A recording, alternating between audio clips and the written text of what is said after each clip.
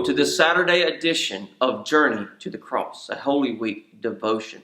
Now on Holy Saturday, Jesus' body would lie in the tomb. Now this was not his tomb, but a borrowed tomb from a man named Joseph from Arimathea. This would in return fulfill the prophecy that is found in Isaiah 53 and 9. Now, preparations were made for Jesus' body and the placement up to about 6 p.m. when preparations for the Sabbath would begin. In Luke 23, we find these scriptures. And the women who had come with him from Galilee followed after, and they observed the tomb and how his body was laid. Then they returned and prepared spices and fragrant oils. They rested on the Sabbath according to the commandment. Now, outside the tomb, guards would be positioned. They would be placed to guard and to keep watch because they thought the disciples may come and attempt to steal the body of Jesus.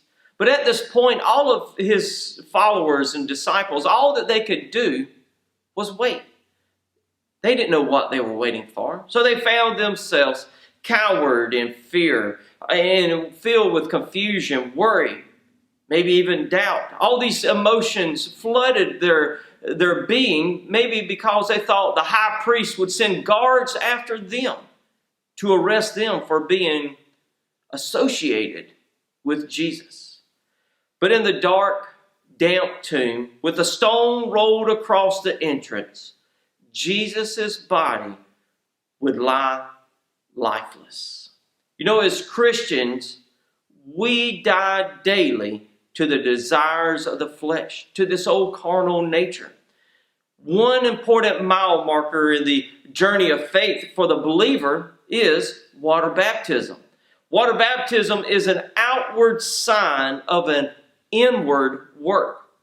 It is physically witnessing to a publicly watching world that something has happened on the inside in the life of a believer. Now, above the water, we represent the old lifestyle, the wicked desires and lust. Then we are submerged beneath the water. This symbolizes the death of what I used to be. And then we're buried.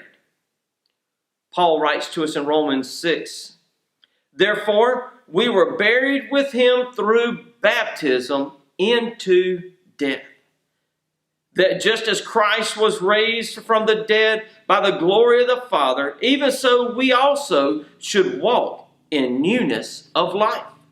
For if we have been united together in the likeness of his death, certainly we also shall be in the likeness of his resurrection." When we come up out of the water, we have been raised to new life. Before a public display of faith to a watching world of how we identify with Jesus Christ.